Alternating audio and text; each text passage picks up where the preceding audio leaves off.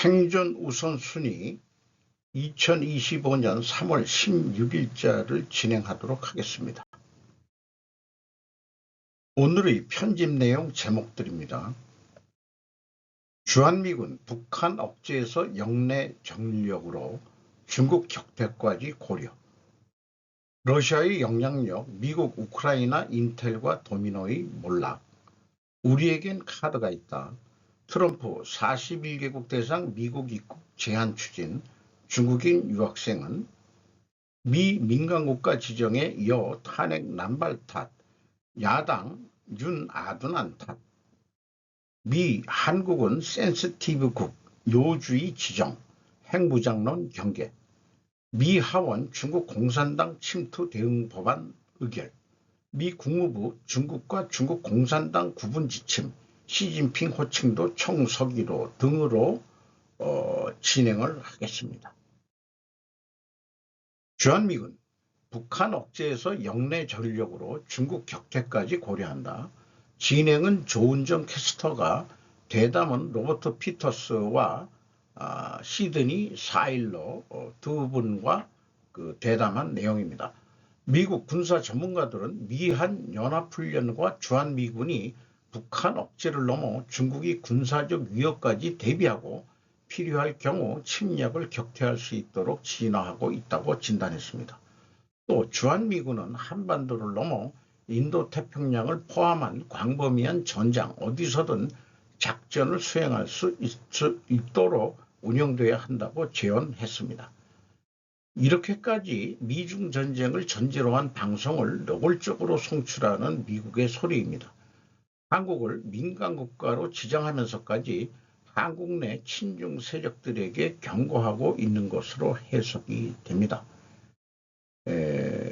주한미군이 저는 평양 인근에 주둔하는 날이 분명히 올 것이라고 예언을 합니다.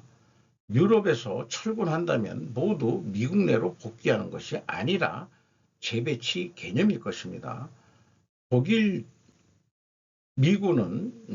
독일에 주둔한 미국은 헝가리 쪽으로 옮겨간다는 얘기도 있는데, 나중에 어디서든 이 주한미군 숫자를 그대로 유지하면서 북한에도 평양 근처에 주한미군 기지가 생긴다 그러면은 어디서 가져오긴 가져와야 될 거예요.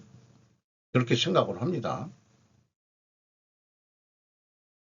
러시아의 영향력, 미국, 우크라이나, 인텔과 도미노의 몰락, 피터 자이언 3월 14일자 뉴스레터입니다. 미국은 우크라이나와의 모든 정보 공유를 중단했습니다. 광물협정이 안 맺어지면서 무기 차단이 큰 문제라고 생각했다면 안전벨트를 매세요. 우크라이나는 전장 기동을 위해 미군 정보에 의존하고 있기 때문에 우크라이나의 눈가리개를 공중 투하하는 것이 좋습니다. 전투가 좀 불가능할 정도가 될 거다 이런 얘기죠. 러시아가 우크라이나의 약화를 기꺼이 이용할 것이라고 장담할 수 있습니다. 크루스크 지역을 재탈환했죠. 그러나 미국의 이러한 움직임의 여파는 전장이나 지역에 국한되지 않습니다. 미국의 주요 동맹국들은 이제 정보 유출과 러시아의 민감한 정보에 대한 잠재적인 접근에 대한 우려로 경보를 발령하고 있습니다. 미국이 제대로 정보를 제공하지 않는다면은 잘 모른다 이거죠. 파이브 아이즈 동맹은 트럼프 정부 하에서 기밀 데이터와 리더십 축청에 대한 느슨한 처리에 대해 경고하고 있습니다. 바이든 때 파이브 아이즈의 정보가 제대로 기밀 유지가 잘 안 됐다는 뜻으로 이해가 됩니다. 이것은 전례 없는 정보 분석이며 미국의 신뢰도에 치명적인 영향을 미칩니다. 라고 소개를 하고 있습니다. 목루톡톡, 우리에겐 카드가 있다. 이것은 빛의 혁명으로 다시 만날 세계라는 제목으로 김상우 백승대 기자가 이재명에 대한 자서전식으로 대필해서 낸 책인 것 같아요. 근데 책이 별로 안 팔렸답니다. 한동훈의 국민이 먼저입니다라는 것은 책이 많이 팔렸다고 그러고요. 모든 가능성을 염두에 두고 싸워야 한다. 무엇을 선택해도 결과는 하나이다. 미국의 입장에서 봤을 땐 그렇다. 남을 지배하는 나라는 양자택일을 시킨다. 똑똑한 병신들이 지금 대립 전략에 백인의 냄새가 난다. 양동작전을 미국이 구사할 수 있는 것임에도 불구하고 똑똑한 병신들이 우리가 지금 대한민국 내에서 속된 말로 지랄 발광들을 하고 있다. 이렇게 표현해도 되겠죠. 우파 유튜버들 인천 송도에 많이 산다. 왜 그러냐? 유정복 시장이 친중 정치인인데 30세 이하 법인세 면제를 해줬답니다. 한동훈이 교회에 미운 털 단단히 박힌 이유, 이것은 외국인 근로자들이 퍼포먼스를 벌이는 건데 불법 이민자 채용 이유는 개신교 쪽에서 저임금 노동력 이용하려 하는 거지 인권을 앞세워가지고 인권 나부레기로 핑계대는 것은 진짜 그 속내를 안 밝히는 거다. 한동훈은 여야 모두의 공동의 적으로 지금 공격을 당하고 있습니다. 왜 미워할까? 법무부 장관 때 년 3만 5천 명 정도의 중소기업 제조업을 위해 외국인 노동자를 늘려야 된다는 그런 거로 했는데 그때 중국인만 받자는 게 아니다 이거예요. 여기 외국인 근로자들이죠. 우리나라 중소기업의 젊은 사람들이 이제 일할 그 인력이 부족하다 보니까 대부분 중소기업 안 들어가고 대도시에서 알바를 하더라도 대도시에서 살겠다. 중소기업 공장 그 벽촌에 작업복 입고 출퇴근하는 인생은 못 살겠다. 또 그런데 사는 젊은이들이 결혼할 기회도 상대적으로 기회가 줄어들죠. 그러니까 젊은이들은 어떻게 해서든지 도시에 와서 살라고 노력을 하고 있죠. 그러니 지방 중소도시에 있는 중소기업 공장들에 일할 사람들은 외국인 근로자가 아주 필요한 입장입니다.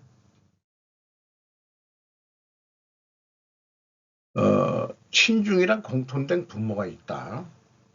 중 단체 관광객 무비자 입국 확대에 부산시 주진우가 있었다. 2024년 12월 29일 부산일보를 인용을 했습니다. 수면 부족하면 음모론에 빠질 위험이 크다고 영국 연구진이 발표한 게 있었는데요. 해석을 반대 아닌가 이렇게 했습니다. 음모론에 빠진 사람들이 밤새 자료를 보고 있는 것 아니냐. 영국의 실체가 드러난다. 왜 이런 쓸데없는 그런 연구를 하는지 사실이 밝혀지기 싫은 사람들이 음모론을 만들어내는 것이다. 미국 하원의원 중국 유학생 금지, 사립대학교 대부분 누가 소유하고 있나? 개신교 교이다. 개신교와 중국 커넥션이 친중화를 만들고 있다. 이명박 정권 때 복속되었다. 이렇게 진단하고 있습니다. 이명박 대통령이 전 대통령이 다녔던 교회가 강남 신사동 무슨 교회죠. 잊어버렸는데 거기 다니는 무슨 권사놈이 뭐 초청을 해서 한번 갔어요. 왜 그랬는지 모르지만 와달라니까 한번 갔는데 나는 뜻이 없다. 그렇게 하고 나온 적이 있었습니다만은 한동훈이 후보가 되려면 어떻게 해야 하나? 문재인이 한동훈을 욕해주면 된다. 한동훈이 대통령 후보감이냐? 그럼 이재명이는 대통령 후보감이냐? 이렇게 대받아치게 물어야 된다 이게요. 그래서 선택하는 방법은 아닌 것부터 골라내라. 한동훈이도 완벽하진 않다. 우리 최악의 그 선택이라고 그러죠. 그럼 남는 게 한동훈이뿐이 없다. 왜냐? 다들 친중 놈들이다 이런 얘기죠. 한동훈이만이 반중 친미 정면 돌파하고 있다. 과거 중국과 엮이지 않은 인물이라고 평가하고 있습니다. 변화시킬 것과 변화시키지 않을 것을 아는 지혜라는 말을 제가 여기다 갖다 놓습니다. 한국 중소제조업 유지시켜야 하며 가능한 한 빨리 자동화시켜야 한다. 북한 외교관 출신 탈북자들 나는 믿지 않는다. 친중파일 경우가 많기 때문에 김정은이가 그 친중 세력을 제거했기 때문에 외교관들이 대거 그 망명을 했다고 그러는 얘기예요. 씨를 위해 TV에 나와 북한 욕하게 만드는 역할을 하고 있습니다. 좋은 정치인들을 뽑는 정치제도를 만들어야 하는데 이권관계에 따라 방치하는 국민들이라고 좀 비판하고 있습니다. 민주주의를 제대로 하려면 가끔 독재도 나와 주어야 한다. 부정부패 고리를 깨기 위해서라도 그렇다. 그리고 우리 고대사가 성경과 유사한 부분이 많다. 이런 표현들을 하네요. 그리고 융칸 아니면 반중심이 분명히 한 한동훈밖에 카드가 없다. 그러니까 우리에게 카드가 있다 하는 얘기는 그래도 반중 침략 카드가 있다. 이런 얘기로 이해가 되네요.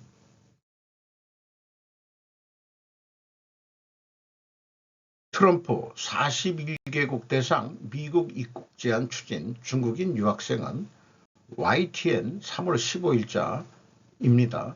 미국 여행 금지 국가 목록 행정부 최종 승인 남아 트럼프 2017년에도 이슬람 7개국 국민 입국 제한, 미 공화당 중국 유학생 비자 발급 금지 법안 발의. 여행 제한 국가는 모두 세 그룹으로 나누는데 첫 번째 그룹에는 아프가니스탄, 이란, 시리아, 쿠바, 북한 등을 포함한 10개국이 있으며 이들 국가는 비자 발급이 완전히 중단될 예정이다. 두 번째 그룹에는 에트트레아, 아이티, 라오스, 미얀마, 남수단 등 5개국이 포함되고 관광 비자 및 학생 비자, 일부 이민 비자가 부분적으로 제한된다. 세 번째 그룹은 벨라루스, 파키스탄 등 26개국이며 이들 국가는 비자 심사 절차상의 문제를 해결하기 위한 노력을 기울이지 않으면 미국 비자 발급이 부분적으로 제한될 수 있다고 써 있다. 미 공화당 일부 하원들은 중국인 유학생들의 미국 입국을 막기 위한 법안도 발의했다. 라일리 모 하원의원은 중국 국민에게 비자를 발급해 주는 것은 중국 공산당이 미국을 감시하도록 하는 것이라며 중국인 유학생에게 비자 발급을 금지해야 한다고 주장했다. 이런 얘기입니다. 유학생 중에도 명령을 띠고 파견되는 그런 유학생도 있다는 뜻이죠. 미 민간국가 지정에 탄핵 남발 탓, 야당은 윤 아둔한 탓, 박성진 기자가 동아일보에서 3월 15일 날 보도한 내용입니다. 미국 정부가 올해 1월 한국을 민간국가 센시티브 컨트리라에 포함시킨 것으로 알려지면서 논란이 커지고 있다. 도널드 트럼프 행정부 출범 후가 아닌 전임 조 바이든 정부 시절 임기 말에 이루어진 조치를 정부가 뒤늦게 파악하고 뒷북 대응에 나선 탓이다.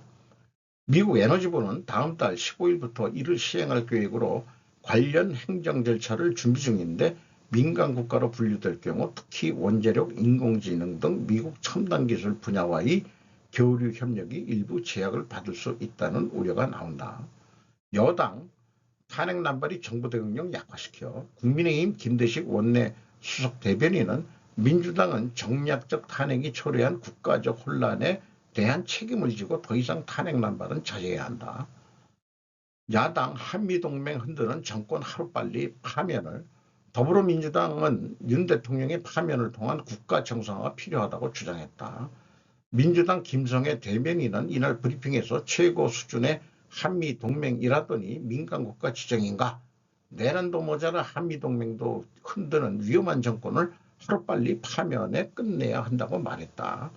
완전히 그 민간국가 지정에 대해서 아전 인수식으로 해석을 하고 그것을 또 확대 재생산 보도하는 이 동아일보가 더 문제가 있는 것 같습니다. 자, 이 민간국가 해제를 하기 위하여는 반드시 정부 안정이 유지가 되어야 된다. 정부 안정이 유지되기 위하여는 반드시 윤핵관 탄핵이 기각되어야 된다는 논리가 있고, 왜냐하면 국회 탄핵 남발이 무정부 상태를 만들었다. 이게 여당의 주장인 거죠. 그리고 민간국가 해제를 위하여는 국회가 안정을 유지해야 된다. 국회가 안정을 유지하기 위하여는 융칸 탄핵이 탄핵으로 파면을 받으셔야 된다. 그런데 민간국가라는 게 도대체 뭐냐 이거예요. 이거에 대해서 잘못 접근한 뉴스다 이런 거를 말씀드릴 수 있는데, 미국, 한국은 센시티브 국가 요주의 지정, 핵무장론 경계다 이게요. 자, 그러면은 핵무장론이 문제지 지금 뭐 탄핵 이게 아닌 거죠. 교도통신이 로이터 통신은 15일 핵무기 관리를 담당하는 미 에너지부가 동맹국인 한국을 국가안보나 핵 비확산 등의 정책상 특히 주의가 필요한 센시티브국으로 지정한 것이 밝혀졌다고 보도했다. 윤석열 대통령의 비상계엄 선언을 둘러싸고 정치가 혼란스러운 것과 북한의 위협을 앞두고 한국에서 핵무장론이 고조되는 것을 경계한 것으로 풀이된다. 비상계엄보다도 핵무장론이 먼저죠. 바이든 전 행정부가 1월 20일 트럼프 행정부 출범 직전 한국을 민감한 국가 명단에 추가했다고 한다. 보도에 따르면 지정은 4월 15일에 발효된다. 에너지성은 이유를 설명하고 있진 않지만 한국과의 원자력 등에서의 과학기술 협력에 새로운 제한은 없다고 했다. 에너지부에 따르면 민감한 국가에는 중국과 북한,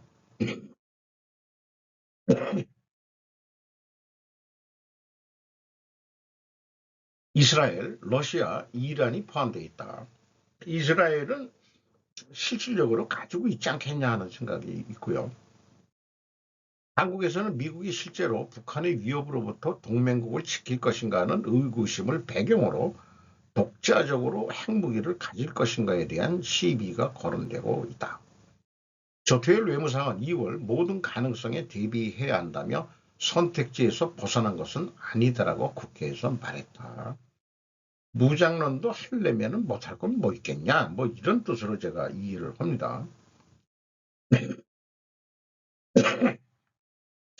내 것이 한국 언론인 동아의 작태에 한심함을 표하지 않을 수 없다. 민간 국가를 단지 융칸 탄핵으로 몰아가는 작태 말이다. 계엄 전 바이든 말기 트럼프 당선으로 북핵 어느 정도 인정에 대해 트럼프가 한국의 대응을 미리 염려한 것이 더 중요한 이슈로 다뤄야 할 것이다. 이러니 국내 뉴스를 자꾸 멀리하고 적어도 야후 뉴스와 일본 야후 뉴스 유튜브로 정보를 입수하고 자꾸 보게 되고 거기에 시간을 쓰게 되는 거죠. 자, 일본은 객관적으로 보도를 한 거예요. 우리나라는 이게 정서상으로 이걸 이용해 먹는 거로 윤 대통령을 탄핵해야 된다는 거로 써먹는 기사를 내고 있는 놈들입니다. 미 하원 중국 공산당 침투 대응 법안 의결, 프랭크 팡 에카포그 타임즈에서 3월 13일자 보도 내용입니다.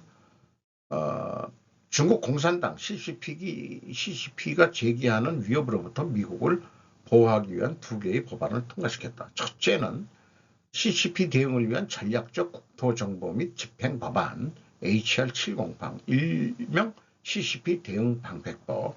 두 번째 법안은 적대적 외국 배터리 의존도 탈피법 HR 1166호, 이런 두 가지가 나왔다는 거예요. 그래서 이 법안을 재발의한 그 데일리 스트롱 공화당 엘라바마 주 의원인데 광범위한 위험을 처리하고 있다. 지금 중국이. 그래서 우리 미국의 공공안전, 국경, 이민, 중요 인프라 그리고 경제 안보 등 다양한 물체에 걸쳐 있다. 중국의 위협이. 또 국토안보부 소속인 루이스 코레아, 이게 어떻게 우리나라 말 속어식 발음하고 똑같네요. 민주당 캘리포니아의 하원 의원입니다. 중국은 은밀하게 영향력을 확대하며 중국에 대해 더 유리하고 미국에 반하는 쪽으로 여론과 정책을 바꾸려고 하고 있다고 말했다. 이 뉴스를 보면은 미국은 초당적으로 중공을 방패법 등으로 발휘하고 있는 것과는 달리 한국은 포괄적 간첩법을 개정하자는 것을 야당이 미루고 있으니까 그거 미루고 있는 거 하나만 보더라도 친중 아새끼들이다 이렇게 그 진단을 할 수 있는 거죠. 미 국무부 중국과 중국 공산당 구분 지침 시진핑 호칭도 총서기로 이게 기대했던 뉴스 중에 하나입니다. 악의적인 행위를 가리킬 때 중국 대신 중공 사용을 권고한다. 시진핑 국가주석이라고 부르면 중공의 이념을 수용하게 되니까 그냥 총서기로 불러. 이렇게 되는 겁니다. 그래서 국가주석이라면 프레지던트인데 이제 총석이라 그러면 제너럴 세크레터리로 칭하도록 했다. 그리고 중국하고 호혜적이고 공정한 관계라는 원칙만 강조한다. 중공은 강력 반발했다. 냉전식 사고방식이고 미중 갈등 심화된다. 중공은 미국이 강경한 조치를 취할 때마다 냉전시대 사고방식, 전쟁 위협 등의 표현을 계속해서 사용해왔다. 루비오 그 국무장관인데 미일 태평양 전쟁 발발 전 미국 내 여론을 반일 정서로 만든 미국이었답니다. 그 태평양 전쟁 관련 책을 보면은 일본인들이 100%다 일본 스파이다라는 거로 인식을 미국 국민들이 하도록 언론 플레이도 했었고 그런 것도 있는데 지금 미국이 중공을 상대로 그 이민 제한 이런 등등 유학생 이런 것도 다 간첩이 혐의를 들 수 있다. 그러니까 미국 내에서 현중 정서가 올라가도록 지금 미국 정부는 그렇게 유도하고 있는 것이라고 보입니다. 노태우 때부터 시작 물들여진 정치, 사회, 경제 전 분야의 친중화가 지금 맞닥뜨려진 위험이라고 생각이 듭니다. 친중은 중공과 관계를 맺고 이득을 보려는 세력이라고 정의한다. 저도 골라서 이제 쓰겠습니다. 중공의 한국에 대한 공작은 오래전부터 시작되었으며 한미동맹의 해제를 궁극적으로 목적으로 하고 있을 것이다. 언제부터인가 중공이 세계 최대의 패권 국가가 된다는 책부터 그런 말들이 국내에 회자되었었다. 그러니 친중해야 한다는 것이다. 개인적으로 중공은 공산주의자이므로 대한민국과 정치 이념 체계가 다르므로 친중할 수 없다고 표현했었다. 북한도 마찬가지이긴 하나 거기는 왕조국가다. 거기다가 기업 내에서 중공의 산업 스파이 사건도 저는 경험했었습니다. 나는 중국 산동성이 원조인 짜장면을 카메라를 놓은 춘장으로 한국화한 것을 좋아하더라도 중공은 싫은 것이다. 주한 중공대사 싱하이밍이 건방지게도 이재명이 불러다가 하는 말이 중국이 패하는 것에 베팅하면 그 결과가 좋지 않을 것 이거를 기억하고 있어요. 그렇게 겁박을 했죠. 최근 지인과 대화 중에 중국이 AI도 독자적으로 만들고 등 여러 사람들이 중공이 세계 인류 국가가 될 것이라는 견해를 뱉어냅니다. 그 지인은 중소기업 중국 공장의 공장장을 했었습니다. 그러니 친중적일 수밖에 없다. 하지만 거기에 나는 분명히 말했다. 사실 혼자 그 공장으로 갔으면은 그 유혹에 넘어갈 수 있어요. 젊은 아가씨한테 월급이 조금만 줘도 되니까 식모라고 하지만은 사실은 현지 철을 데리고 살았던 그러니 중공을 추구하지 않을 수밖에 없는 그런 이력을 가진 사람인 거죠. 국내에 다시 돌아와서 이제 은퇴를 해가지고 과거의 영광이요 다시 한번 얘기한다 그래도 그 옛날 좋았던 추억만 생각하니까 중공을 그렇게 미화를 하고 싶어 하는지는 모르겠어요. 그분 앞에 저는 아주 냉정하게 얘기했습니다. 저하고 다시 얘기할 때 미국이 패하는 것에 베팅하면 그 결과가 좋지 않을 것입니다. 개인적으로도. 이라고 싱하이밍 문법을 그대로 역으로 저는 제 견해를 밝혔습니다. 중공이 무비자 입국을 갑자기 했어도 중국 여행 가고 싶은 생각은 전혀 없습니다. 그리고 중국에 갔다 온 여행객들을 통해서 중국의 그 무슨 감기나 독감 뭐 이런 게 유행이 돼가지고 지금 뉴스에는 많이 안 나오지만은 화장장이 부족해가지고 지금 밀리고 있어서 3일장을 못하고 4, 5일장을 지금 하고 있다는 뉴스까지 있었죠. 팬데믹으로 이 천명을 안 했기 때문에 그냥 그 유행성 뭐 이런 거로 되어 있는데, 에, 좀, 뭐, 저도 지금 기침을 하고 있어서 걱정입니다만은, 뭐 또 내일 병원 가봐야 되겠습니다. 뭐 이런 것도 그 환절기에 또 조심해야 될 거고요. 윤칸을 복골시킬 수밖에 없는 5가지 이유. 성한용 한겨레 기자가 원래 제목은 윤석열 복귀된 2차 계엄 공소 취소 셀프 사면 뭐든지 가능하다. 그래서 파면해야 되는데 5가지 이유를 들었어요. 저는 이번에도 윤석열 대통령 탄핵 이후 전국이 급속히 안정되고 조기 대선 국면으로 넘어갈 것이라고 확신합니다. 너는 그렇게 확신하냐? 나는 복권이 될 수도 있다. 확신하진 않지만 첫째, 압도적 여론입니다. 물음표 붙이고요. 둘째, 재판관들, 판사들입니다. 이념 성향보다는 법조인이나 판사로서의 정체성이 더 강할 수밖에 없습니다. 누가 아니래냐?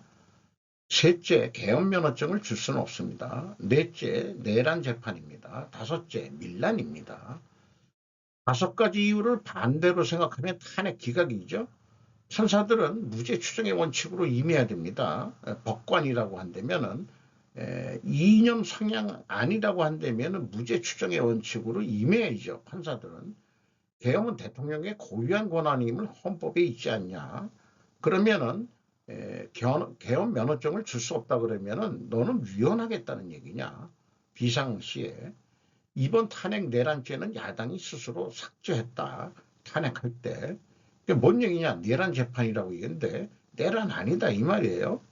탄핵에 대해서는. 내란죄는 별도로 지금 진행 형사고발로 하고 있는 거고. 밀란이라고 그러는데 밀란은 탄핵 인용되어도 일어날 수. 그렇지. 그 뭐 같은 뜻일 수 있겠습니다. 어쨌든 일반적으로 보수 성향이 탄핵이 인용이 되더라도 그 울분을 다른 방법으로 하지 밀란까지는 안 가진 않겠죠. 다른 방법을 대안을 만들 것이라고 생각이 들긴 듭니다. 자관 한겨레가 완전 그 좌빨 얘네들도 친중이 됐는지 뭐 잘 모르겠습니다. 저도 한겨레하고 무슨 관계를 맺었었기 때문에 뭐 그렇게 그 비판적으로 안 보려고 노력을 하고는 있습니다만은 그렇습니다.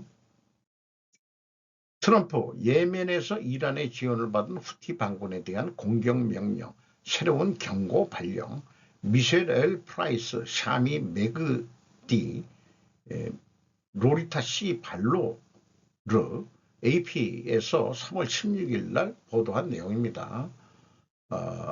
플로리다 웨스트 팜비치에서 도널드 트럼프 대통령은 토요일 예멘의 후티 점령 지역에 일련의 공습을 명령하면서 이란의 지원을 받는 후티 반군이 중요한 해상 회랑을 따라 선박에 대한 공격을 중단할 때까지 압도적인 치명적인 힘을 사용하겠다고 약속했다. 후티족은 최소 18명의 민간인이 사망했다고 말했다. 어떤 테러 세력도 미국 상원 및 해군 함정이 세계의 수로를 자유롭게 항해하는 것을 막을 수는 없다. 트럼프는 또한 이란에게 반군 단체에 대한 지원을 중단하라고 경고하며 이란의 대리인 행동에 대해 완전한 책임을 묻겠다고 약속했답니다. 트럼프의 핵 관련 제안에 편지를 보냈는데 이란 그 지도자가 흥찌뻥했죠. 대응할 가치가 없다는 식으로 뉴스 보도가 나왔죠. 그 그 해상 관련 지역에 미국 전투기가 이륙하는 장면의 사진입니다. 우크라 전쟁 휴전 협정에 이어 중동 분쟁 해결까지 바쁘다 바빠. 뭐 하는 일이 너무 매일같이 트럼프 이슈가 터져 나오니까요. 한국의 그 빨리빨리 정신을 배워가지고 그렇게 되는 것 같습니다. 트럼프의 최근 세금 제한 15만 달러 미만 소득자에게는 세금 없음. 근로소득세 소득세 면제하겠다는 얘기예요. 캠벌리 워싱턴 뱅크레이트 3월 16일 날 보도한 내용입니다. 하워드 루트닉 미 상무부 장관은 화요일 CBS와의 인터뷰에서 연간 소득이 15만 달러 미만이라면 도널드 트럼프 대통령이 세금을 폐지하기를 원한다고 말했다. 루트닉은 또한 칩 초과 근무 수당 및 사회보장에 대한 세금을 폐지하려는 트럼프의 계획에 대해서도 언급했다. 트럼프는 또한 해외 출처에서 돈을 모으기 위해 국세청을 폐지하는 방안에 대해서도 언급했다. 그리고 1월 취임한 이후 그는 미국의 최대 무역 파트너 중 일부에게 수많은 관세를 부과했다. 사회보장 소득에 대한 세금 없음. 트럼프는 노인을 위한 사회보장연금에 대한 세금을 없애고 싶다고 말했다. 팁 및 초과근무 수당에 대한 세금 종료. 트럼프의 소득 15만 달러 미만에 대한 세금 폐지 계획이 정확히 어떻게 실행될지는 불분명하지만 그는 두 번째 임기 동안 세금 규정을 크게 바꾸겠다고 다짐했습니다. 존슨 총리라고 그랬는데 하원 의장이죠. 존슨 하원 의장이 공화당이 장악한 의회가 있는 상황에서 미국인들은 트럼프의 두 번째 임기 동안 세법에 상당한 변화가 일어날 것으로 예상한다고 말했습니다. 트럼프의 관세 공세뿐만 아니라 미국의 무역 상대국 징벌법, 과거 일본은 프라자 합의와 BIS 규제로 망했다는 마스조의 요이치가 관세뿐만 아니고 다른 것도 미국이 했었다. 이번에 그 관세 부과에 대해서 그 무토 경제산업대신이 방미에서 제의를 신청했지만 받아들여지지 않았다라고 소개하면서 관세 역량에 대해서 보복 관세 등으로 캐나다, 멕시코 또 EU 등의 얘기도 쭉 그 긴 게 있습니다만 중국 것만 가져왔어요. 2월 석탄과 LNG의 15%, 원유, 농기계, 픽업트럭, 대형 엔진차의 10% 보복 관세, 3월 4일 미국이 추가 관세를 10%에서 20% 올린 데 대해 3월 10일 닭고기, 밀, 옥수수 등의 15%, 대두, 돼지고기, 쇠고기, 수산물, 과일, 채소 등의 10%의 추가 관세를 발동했다. 자, 쌀은 중국이 만들어낸다 하더라도 돼지고기를 좋아하기 때문에 돼지고기를 중국 사람들이 모든 요리에 다 들어가는데 옥수수가 있어야 키우거든요. 그 옥수수에 대해서 관세를 올리면 중국 그 국민들의 식생활의 그 생활비가 많이 올라갈 것 같네요. 트럼프의 정책이 장기적으로는 보상받을 것이라는 의견이 41%, 공화당 지지자들은 79%에 이르는 반면 민주당 지지자는 5%에 불과하다. 관세가 잘못됐다. 막 이렇게 얘기하는데 참 그 아이디어가 무식하게 보이지만은 단순한 게 아름답습니다. 단순한 게. 난 트럼프의 정책이 미국 입장에서 보면은 아주 잘하는 거라고 저는 생각이 들어가요.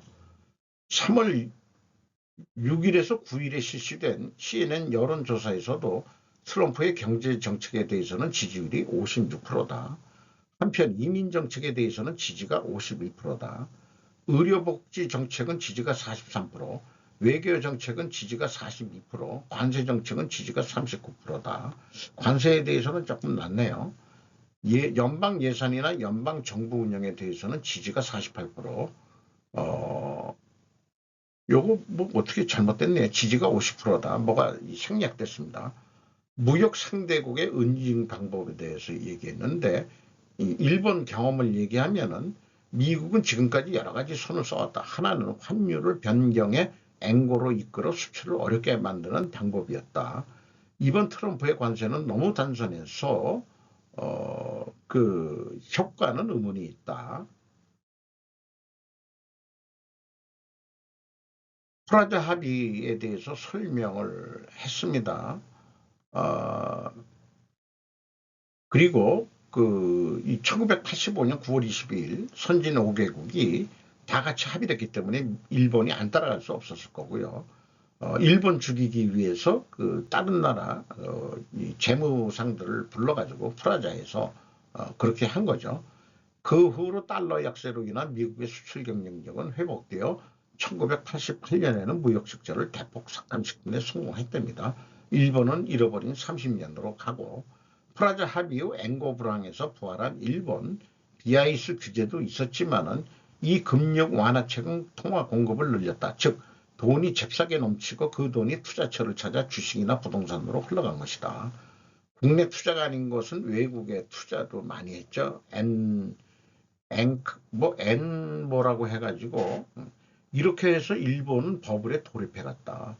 버블 시기에 일본의 금융기관은 자산을 팽창시켜 1989년에는 은행의 자산액 세계 랭킹에서 톱 10 은행 중 세븐 은행이 일본의 은행이었다라고 과거를 회상하고 있습니다.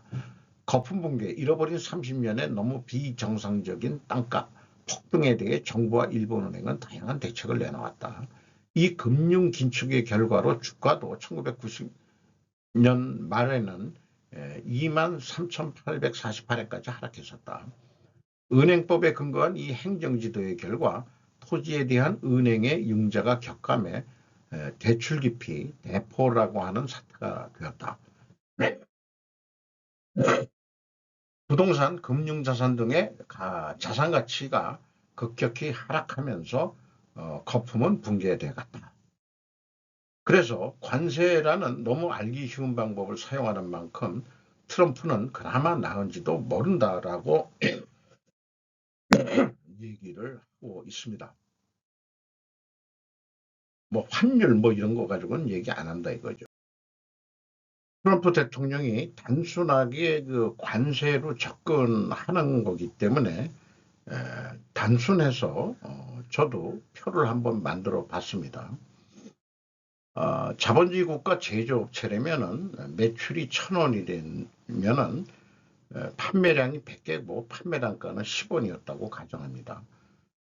그러면 매출원가 600원이면 매출 총익이 400원 남고 판관비가 300원이 돼서 영업이익이 100원 남습니다. 근데 이 상황에서 중공 CCP는 매출액이 700원입니다. 판매 단가가 7원으로 덤핑 수출을 하고 있죠. 근데 정부에서 400원 보조를 받습니다. 그러면은 매출액은 1,100원이 돼서 매출 원가가 500원밖에 안 되고 또 100원 싸고 매출 총액이 600원 남습니다. 판관비를 똑같이 썼다고 하더라도 수출 재비용이 많아가지고 그러면은 영업이익이 300원 남는다. 그러니까 중국은 그렇게 돌린다. 근데 트럼프 대통령이 정부 보조금만큼 관세를 400원을 때린다 그러면은 미국 수입가는 1,100원이 됩니다. 그러면은 판매 단가를 10% 상승시켜야죠. 인상시켜야죠. 그 매출 원가 사입 가격 600원 뭐 이렇게 등등 해서 제조업이 아니라면은 요거 다 생략하더라도 매입 가격이 저기 여기에 200원 남으니까 900원 토탈 900원 정도 이렇게 되겠습니다. 여기에 관세를 낼 돈이 운영자금이 부족해서 은행 차입을 해서 15원에 이자가 더 나간다고 그러면은 185원. 그러니까 관세가 부과된 다음에도 돈 벌 기회는 있다. 그러니 트럼프는 단순하게 15만 달러 소득자에게 소득세를 면제하겠다. 이렇게 나오는 거고요. 중국은 더 이상 수출할 수 없게 된다. 이는 한국과 일본에도 닥친 상황이죠. 그런데 우리나라는 정부 보조금도 우리나라 조금 주는 데가 어디 있는지 모르겠습니다만은 거의 없죠. 뭐 공사 이런 데는 정부 보조금이 있는지 몰라도 아주 미미하죠. 미국이 관세와 상호 관세 적용을 극복할 방법은 무엇인가? 상호 윈윈할 방법은 무엇인가? 중국처럼 보복 관세로는 안 됩니다. 우리는 석유와 LNG를 미국에서 더 많이 들여오고 미국 쇠고기도 수입 관세를 풀어야 합니다. 미국산 싼 살도 수입을 하는 대신 쌀 생산 농가를 위해 농업에 대해서만큼은 쌀 농사에 대해서만큼은 보조금을 집행해야 합니다. 식량 안보를 위해서 필요 불가결한 조치라고 그런 정책을 해야 된다고 생각합니다. 국방을 위해 사드 배치를 더 추가하고 알래스카 파이프라인에 참가하고 자동차 반도체 등 미국 내 공장을 더 지어야 합니다. 이런 측면에서 일본은 지금 관세 면제를 해달라고 그 재무상이 방미했었다는데 우리나라는 안덕근 산업통상장관이 간 이후로 어떻게 대응할지는 모르겠습니다만은 어쨌든 이 관세 문제 가지고 그 일본 측 그 행보 그다음에 우리나라 그 관료들의 행보 이런 것들의 뉴스를 향후에도 예의주시하지 않을 수밖에 없을 것 같습니다. 이상 마치도록 하겠습니다.